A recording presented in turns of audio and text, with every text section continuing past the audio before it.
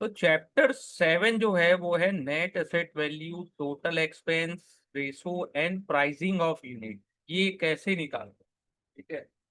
Fair valuation principle and relevance for investors, computation of net asset of mutual fund scheme, dividend and distributable reserve, concept of entry exit load and its impact on NAV, accounting and reporting requirement applicable to mutual fund, NAV total expense ratio, pricing of unit for the segregated portfolio। अगर chapter 7 की बात करें,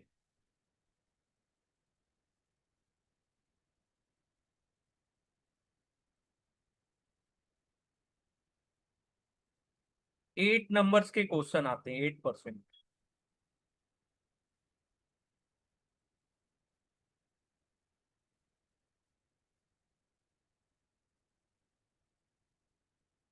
तो fair value principal क्या होता है?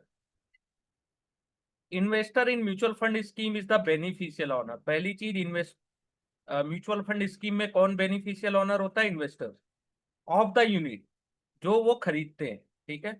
It means the ownership of mutual fund scheme is collectively in the hand of all investor at any time. Means अपने पास unit होती, ठीक है। अगर अपन म्यूचुअल फंड में इन्वेस्टमेंट करते हैं तो अपने पास यूनिट होती, ठीक है, तो अपन ऑनर हुए। अगर कलेक्टिव बोला जाए तो म्यूचुअल फंड के इन्वेस्टर्स ही उनके ऑनर है, ठीक है।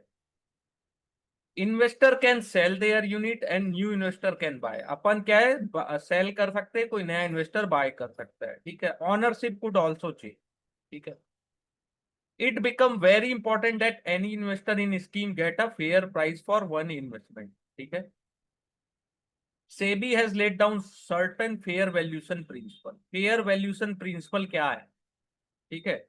असेट मैनेजमेंट कंपनी जो होती है ना, वो रिक्वायर्ड टू कंप्यूट और carry out valuation of investment made by scheme in according to investment valuation norm, जो कि 8 शेड्यूल्स ऑफ सेबी रेगुलेशन 1996 के अकॉर्डिंग होता है, ठीक है।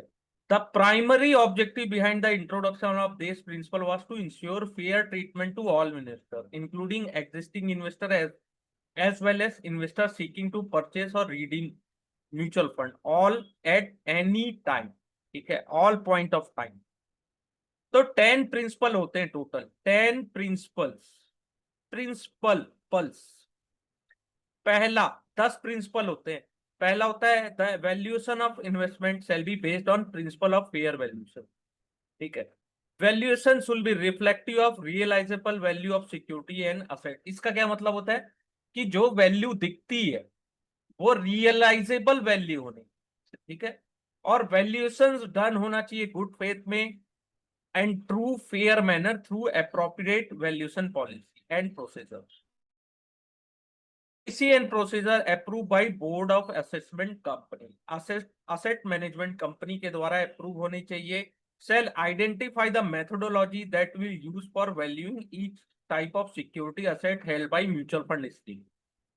Investment in new type of security by mutual fund scheme shall be made only after stabilizement of valuation methodology।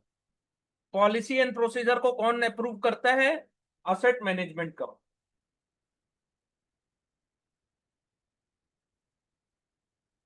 Principal third क्या है? The asset held by the mutual fund shall be consistently value according to the policy and procedure.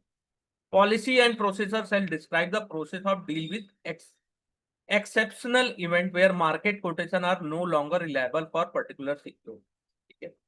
Principal 4 क्या होता है? Asset management company shall provide for periodic review of valuation policy and procedure to ensure the appropriate and accuracy of methodology, ठीक है।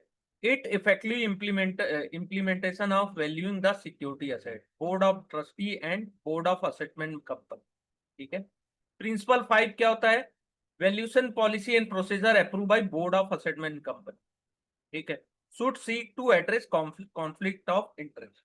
Principal 6 क्या होता है? Disclosure of valuation policy and procedure, ठीक है, with regard to valuation of security asset where the scheme will invest, ठीक है।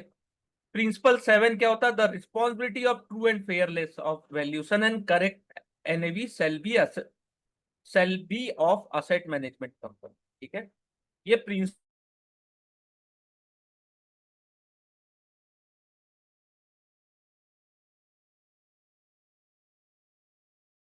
Correct evaluations को भी डिटेक्ट करना है और प्रिवेंट करना है। ठीक है, प्रिंसिपल 9 क्या है? Documentation of rationale of valuing including scheme transfer shall be maintain and preserve by AMC as per regulation 50। Principle 10 क्या है?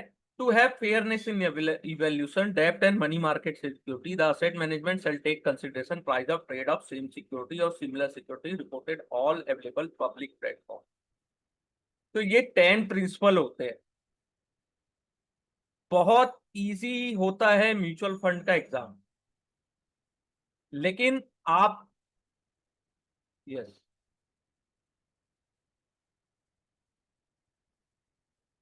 ओके, मैं आज ही डाल दूंगा। ठीक है, आज डाल दूंगा। मैंने जितने भी नोट्स आप लोगों को ग्रुप में शेयर किए हैं, ट्रस्ट में उतना पढ़ लीजिए अच्छे से। और हमेशा मैं कहता हूं 1 2 3 4 5 7 9 12 इतने चैप्टर को वर्कबुक से भी अच्छे से पढ़ लोगे, आप एग्जाम निकाल दो। ठीक है, मैं इसके रिकॉर्डिंग डाल दूंगा। वैल्यूशंस क्या होते हैं? वैल्यूशंस क्या होता है? ओके ओके, कोई बात नहीं, मैं समझाऊंगा। वैल्यूएशंस क्या होता है? Mutual fund scheme invest the investor money in portfolio of security. ठीक है, इन्वेस्टर मनी को क्या करते हैं? Portfolio of security created and manage based on investment objective and strategy है। इन्वेस्टर की मनी को क्या करते हैं? पोर्टफोलियो ऑफ सिक्योरिटीज में। ठीक है, और मैनेज बाई, और कैसी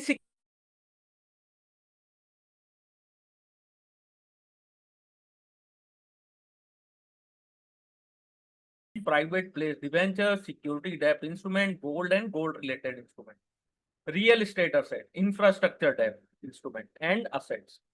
ठीक है, the NAV of scheme will depend on the value of this portfolio which in turn depend upon the value of security. ठीक है, आपकी एनएवी की किसके अकॉर्डिंग पता चलेगी? जो आपने सिक्योरिटीज है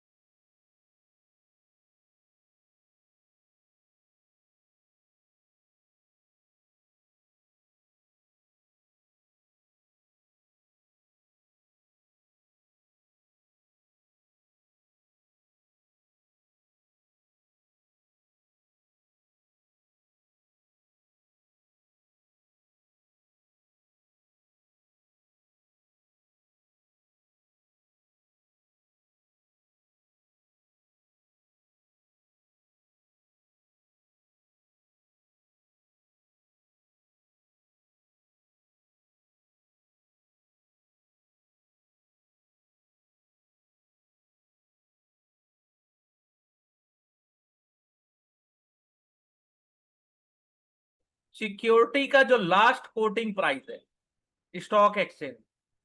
ठीक है, second, securities are traded on more than one recognized stock exchange. The security shall be valued at last closing price of stock exchange where securities principally traded. It would be left to asset management company to select the appropriate stock exchange, but the reason for selection should be recorded in writing.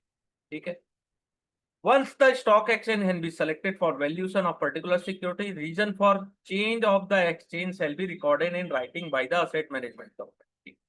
Particular valuation day security not been traded on selected exchange, the value is traded on other may be means अगर किसी एक stock exchange में trade नहीं हुआ वो security, तो another exchange में जिस प्राइस पे ट्रेड हुआ उसको लेते हैं। ठीक है, when security is not traded on any stock exchange on particular date, the value at which it has traded on selected on any other stock और the case में भी earliest previous day, यानी कि किसी भी एक्सचेंज में अगर trade नहीं हुआ तो प्रीवियस डे कौन से प्राइस पे क्लोज हुआ।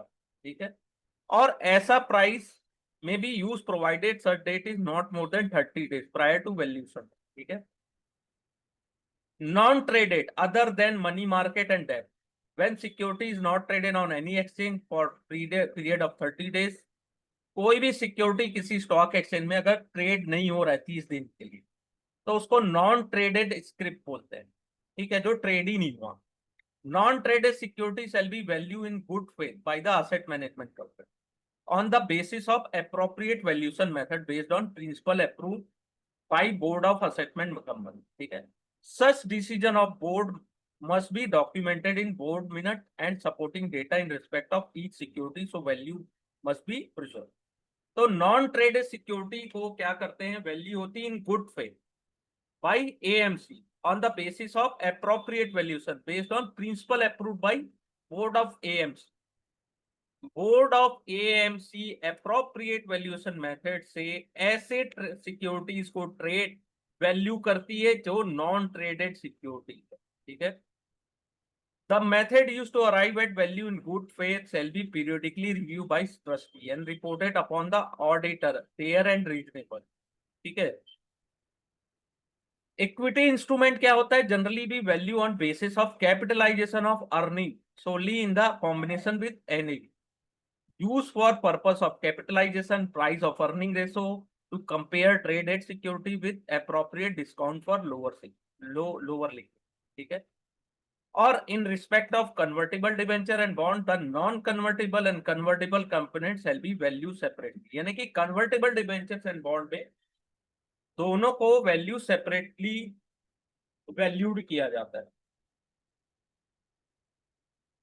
जो नॉन कन्वर्टेबल पार्ट होता है ना, जो बॉन्ड्स का, उसको एज अ डेब्ट इंस्ट्रूमेंट एप्लीकेबल होता है और कन्वर्टेबल पार्ट्स को इक्विटी इंस्ट्रूमेंट की तरह वैल्यू किया जाता है, ठीक है।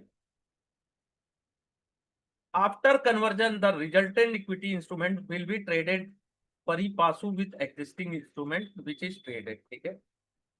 वैल्यू ऑफ गोल्ड कैसे किया जाता है, देखिए जितनी चीज मैं डिटेल में पढ़ा रहा हूं, हो सकता है आपको फर्स्ट टाइम में समझ में ना आए, लेकिन उसको जितने बार आप रिवाइज करेंगे और अच्छे से आपको समझ में आने लगता, ठीक है। फर्स्ट टाइम बहुत सारी चीजें नहीं समझ में आती। जैसे वैल्यू ऑफ गोल्ड कैसे करते हैं, the gold held by gold exchange traded fund scheme shall be value at the AM fixing price of London bullion market, LBMA की तरह, ठीक है। और यूएस डॉलर पर ट्रॉय, ठीक है, for gold having to fineness of 995.0 part per thousand, ठीक है। तो गोल्ड की वैल्यू कैसे की जाती है, ये London bullion market association. Same value of silver भी London bullion market association in US dollar पर ट्रॉय, लेकिन इसकी फाइननेस क्या है, 999, इसकी थी 995, ठीक है। नेट असेट ऑफ स्कीम कैसे की जाती है, जैसे इन्वेस्टर ने 20 करोड़ यूनिट खरीदी 10 रुपए के प्राइस में, तो टोटल मोबिलाइज कितना, अब 140 करोड़ उसमें से इन्वेस्ट हो गए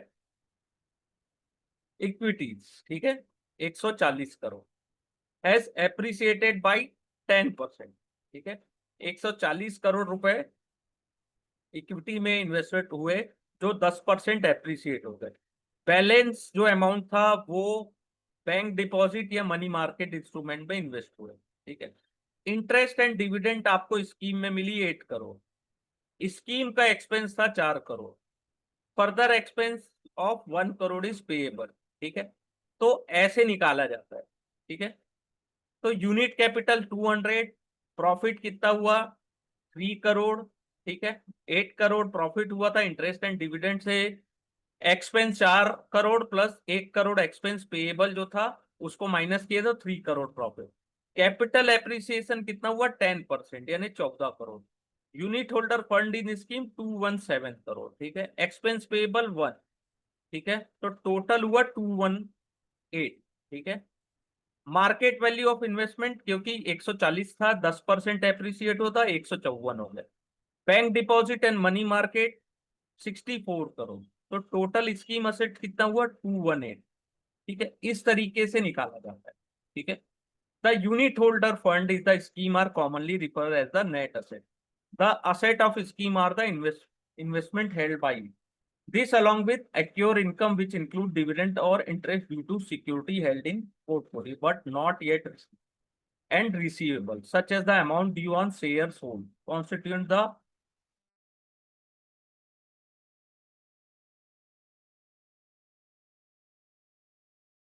याद रखें ना कि एनएवी निकालना कहते हैं। ठीक है। नेट एसेट क्या होता है? अमाउंट ओरिजिनली इन्वेस्टेड, कि नेट एसेट कितना आपने इन्वेस्टमेंट किया। प्रॉफिट बुक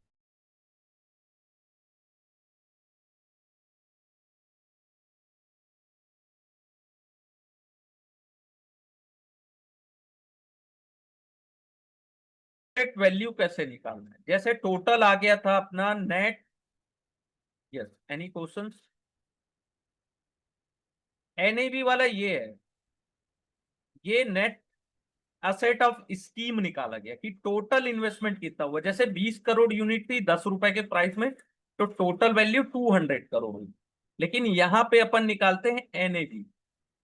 एनएवी का मतलब होता है कि टोटल नेट असेट कितना है अपना, और नंबर ऑफ आउटस्टैंडिंग यूनिट कितनी। तो नेट असेट कितना था? 200 करोड़, लेकिन वो बढ़ के कितना हुआ? 217। तो नया जो नेट एनएवी आया वो 10.85 पर यूनिट आया। मैंने आपको अनम्यूट किया हुआ है, आप पूछ सकते हैं। ठीक है। तो पहले 200 करोड़ रुपए का टोटल नेट असेट्स था, लेकिन उन्होंने इन्वेस्टमेंट किया, उसके बाद उसकी वैल्यू 217 हो गई। तो उसके अनुसार नेट असेट पर यूनिट की वैल्यू कितनी आई? 10.85। ठीक है। Profitability, yes, profit total valuation divide by stock नहीं, या total asset divided by number of outstanding unit. कितनी यूनिट है? तो 20 करोड़ है इस एग्जांपल में। जैसे 200 करोड़ रुपए अपन ने इन्वेस्टमेंट किया, उसमें से 140 करोड़ रुपए अपन ने इक्विटी में डाला था, जो 10% बढ़ा। तो 140 बढ़ के कितना हुआ? 154 हो गया। 60 करोड़ रुपए अपन ने फिक्स डिपॉजिट और मनी मार्केट इंस्ट्रूमेंट में डाला था, जिसमें अपने को खर्चा कितना है, यानी कि 8 करोड़ का उसमें फायदा हुआ, लेकिन 5 करोड़ टोटल एक्सपेंस है। तो अपनी जो रियल वैल्यू कितनी हो गई उसमें? 64। ठीक है। और दोनों असेट्स की वैल्यू कितनी होगी? 217। ठीक है। ये क्लियर हुआ सर? क्योंकि यहां से कई बार लॉजिकल क्वेश्चंस आते हैं थोड़े बहुत। हाँ सर, इसके लिए यहाँ से क्वेश्चन आता है। हाँ, आता है। इसलिए बहुत इजी है ये, बस इसको समझना है आपको। बहुत इजी है। क्या है, अपन पढ़ क्या है, फर्स्ट टाइम कुछ चीजें देखते हैं ना तो लगता है कि डिफिकल्ट है, लेकिन जितना गहराई में जाओ, जितना डीपली स्टडी करोगे उतना अच्छा होगा। ठीक है। अब जैसे यहाँ पे दिया calculation the NAV given the following information. जैसे वैल्यू ऑफ स्टॉक है 150, value of bond 67, value of money market instrument 2.36, dividend accrued but not receive 1.09, investment accrued but not receive, fees और नंबर ऑफ आउटस्टैंडिंग सेल। तो NAV कहां से निकालेंगे? Value of stock, value of bond, value of money market, dividend, interest rate minus fees. तो total हो जाएगा, केवल fees इसमें माइनस होगा। तो कितनी वैल्यू आ रही है? एनएवी आ रहा है 117 रुपए 25 पैसे। ये समझ में आया सर? इसमें क्या चीज माइनस होती है? देखिए यहां पे भी लिखा है, इंटरेस्ट इनकम प्लस होगी, dividend income plus, realise valuation gain plus होगा, realise capital loss, valuation loss, scheme expenses ये माइनस होंगे। ठीक है। टोटल कितना आ रहा है? 117 रुपए 25 पैसा। क्लियर हुआ सर ये वाला एग्जाम्पल? हाँ सर। बहुत इजी है, एक बार इसको रिवाइज करिएगा, कोई प्रॉब्लम नहीं जाएगी। ठीक है। इसलिए मैं इसको वर्कबुक से पढ़ा रहा हूँ, नहीं तो मैं इसको क्या है शॉर्टकट में पढ़ा देता आपको। लेकिन इसको डिटेल में समझेंगे तो 2 4 5 नंबर ज्यादा आएंगे आपके एग्जाम में। अब वैसे यहाँ पे दिया value of stock, value of money, dividend accrued, amount payable, fees यहाँ 0.41 crore, number of outstanding unit. तो सेम है, amount payable on purchase of share वो माइनस हो जा रहा है, और फीस पेएबल। ठीक है। पेएबल माइनस होगा, रिसीवेबल प्लस होगा। ठीक है। तो यहाँ पे कितने आ रही वैल्यू? 87.48। ठीक है। ये क्लियर हुआ सर? ये एग्जांपल देखिए, थोड़ा ध्यान से देखिए। इतने बॉक्स को देखिए यहाँ पर, ये इतना इतना देखिए एक बार ध्यान से, कुछ ऐसी चीज जो समझ में ना आ रही हो तो मेरे को बताइए।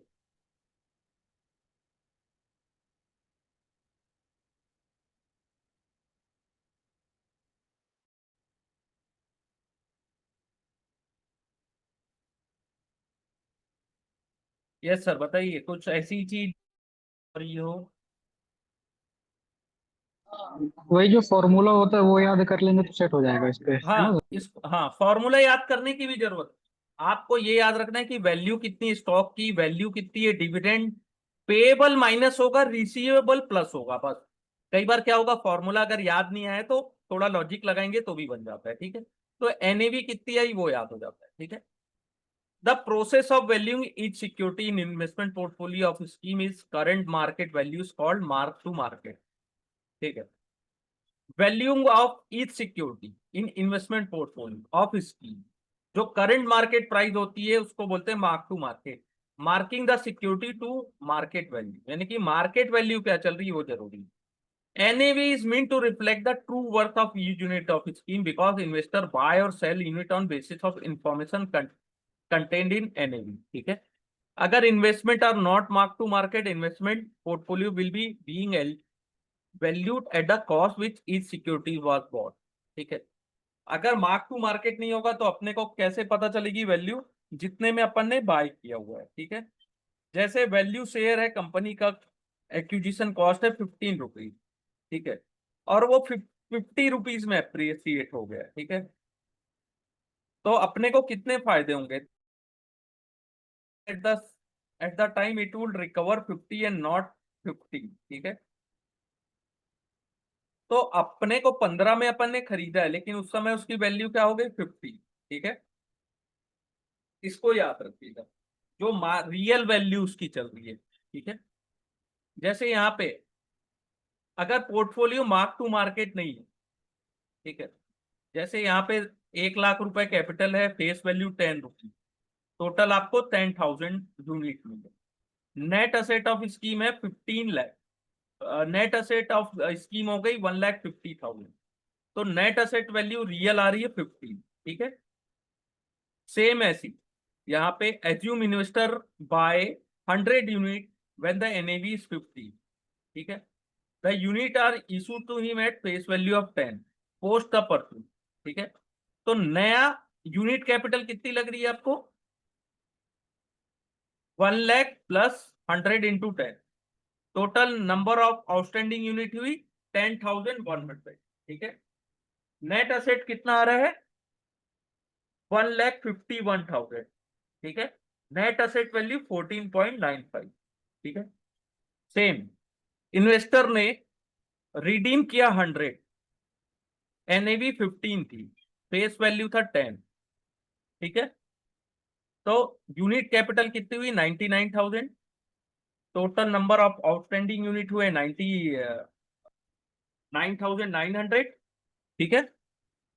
तो टोटल नेट असेट्स वैल्यू कितनी आ रही, 1,49,000, ठीक है। तो न्यू असेट वैल्यू कितनी आ रही, 15.05। देखिए अब नेक्स्ट जो है म्यूचुअल फंड के एक्सपेंस, यहां से क्वेश्चन आते हैं। पहला होता है इन्वेस्टमेंट एंड एडवाइजरी फीस, जो चार्ज करती है एएमसी। एक होता है रिकरिंग एक्सपेंस, जिसमें marketing and selling expense including agent commission, brokerage transaction, registrar charge, expense of trustee, audit fees, custodian fees, cost related to investors, cost to fund transfer, cost of providing account statement, insurance premium paid by the fund, winding up cost in terminating of funds, ठीक है।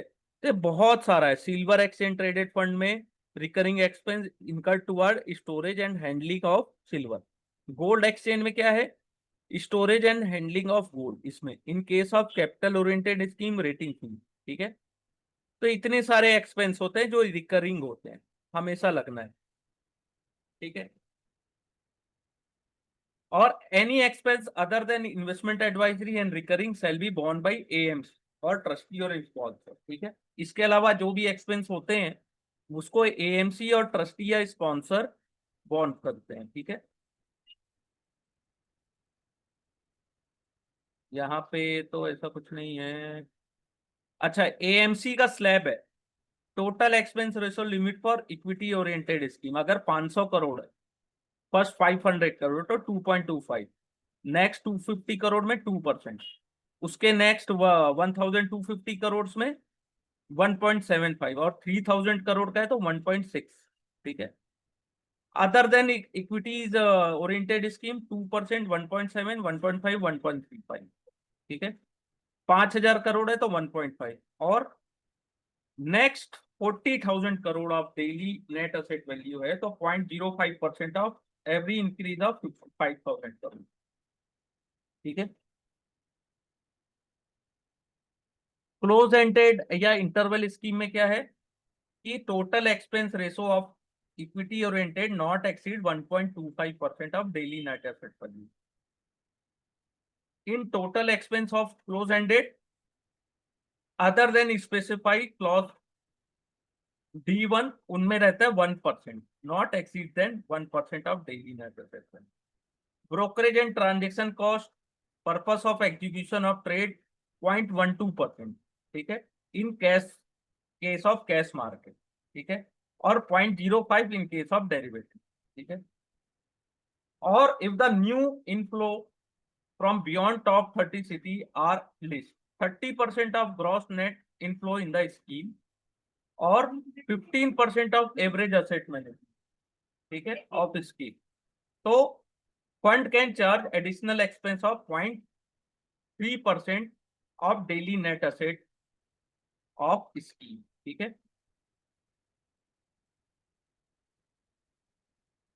Valuations कैसे होती है perpetual bond की? यहां से तो मुझे नहीं लगता कोई क्वेश्चन इतना इंपॉर्टेंट है, फिर भी अपन देख लेते हैं। परपेचुअल बॉन्ड होते हैं टीयर 1 एंड टीयर 2 बॉन्ड, जो बैंक इशू करती है और जो परपेचुअल नेचर में होती है। ठीक है। इसको 81 या 82 बॉन्ड कहते हैं। ठीक है, जो बैंक इशू करती है। No mutual fund sold own more than 10%, 10% से ज्यादा आप इसे ओन नहीं कर सकते एज अ म्यूचुअल फंड, 10% से ज्यादा फ्रॉम सिंगल यूजर। ठीक है। और scheme should not invest more than 5% of its asset in instrument of single investor. ठीक है, 5% से ज्यादा अपने असेट्स का एज अ सिंगल इन्वेस्टर इसमें आप यूज नहीं कर सकते। ठीक है। टाइम पीरियड क्या है? यही है, टीम रेसिडुअल मैच्योरिटी ऑफ 8110, तो अप्रैल 2022 से लेकर सितंबर 2022 तक का 20। ठीक है। अक्टूबर 2022 से 2023 का 30 कॉन्ट्रेक्चुअल मैच्योरिटी होती है। ठीक है। यहां से क्वेश्चन आते हैं डिविडेंड एंड डिस्ट्रीब्यूटेबल रिजर्व। ये क्या होता है? Investment are taken at market price. अगर कोई डिविडेंड आपको मिलता है, या तो आप उसको वापस से री इन्वेस्टमेंट कर देते हैं,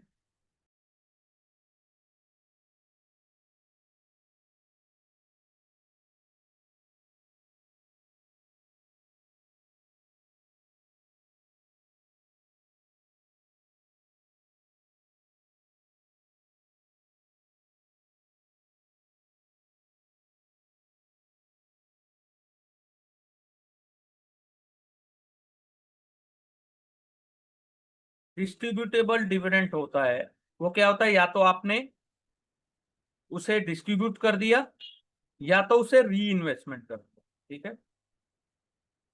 जो भी प्रॉफिट अर्न होती है उसको treated as available for distribution बोलते हैं। Valuation gain are ignored but valuation loss need to adjust against the profit. अगर वैल्यूएशन गेन हुआ है तो ठीक है, लेकिन वैल्यूएशन में अगर लॉस हुआ है तो उसको प्रॉफिट से एडजस्ट किया जाता है। ठीक है। The proportion of sale price of new unit which is attributable for valuation gain is not available to distributable reserve। ठीक है। यहां से उतने क्वेश्चंस आते हैं। बाकी concept of entry and exit load, entry load तो खत्म हो चुका है। ठीक है, एंट्री लोड खत्म हो चुका है। ठीक है।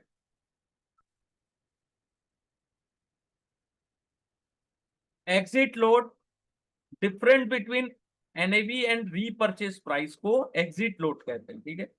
जो आपने एनएवी में खरीदा और वापस से उसको सेल किया, तो रीपरचेज आप उस वैल्यू को बोलते हैं एग्जिट लोड।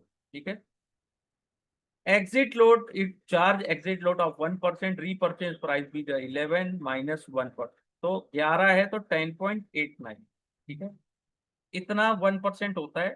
ठीक है, एग्जिट लोड को बस ये समझिए कि आपको थोड़ा बहुत इन्वेस्टमेंट में लॉस होता है अगर आपने शॉर्ट टर्म में उससे एग्जिट कर लिया तो।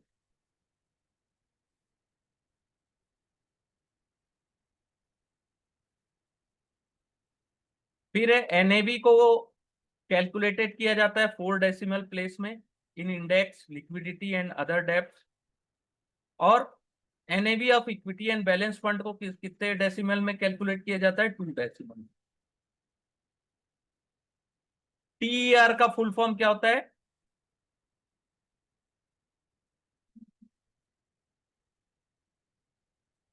टीईआर, AMC shall not charge investment and advisory fees of segregated portfolio, although TER excluding the investment and advisory fees can be charged on pro rata basis, and NAV of segregated portfolio shall be declared on daily basis।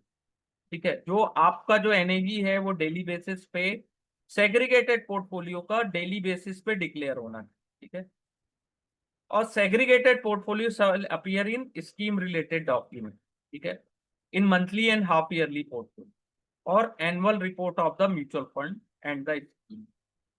इसमें से जो chapter 7 से जो मैंने important points बताए हैं वहीं से क्वेश्चंस पूछे जाते हैं। बाकी उतने इंपॉर्टेंट तो नहीं है। जो मैंने कैलकुलेशन पार्ट आपको बताया है उसको एक बार अच्छे